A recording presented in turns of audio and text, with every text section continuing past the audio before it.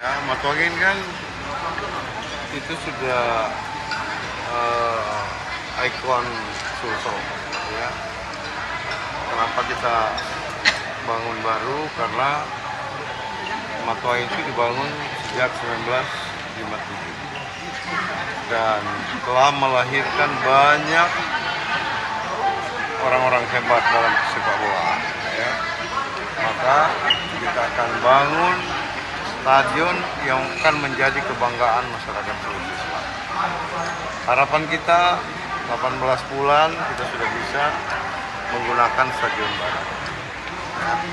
Jadi mohon doanya, insya Allah kita akan terus berjuang atau ini bisa dikerjakan tepat waktu.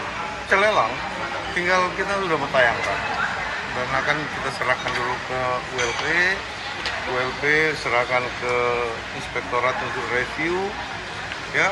Kalau memang udah oke semua, segera kita tayangkan, kita tentukan pemenang, kita groundbreaking, ya. Dan itu multi years, ya.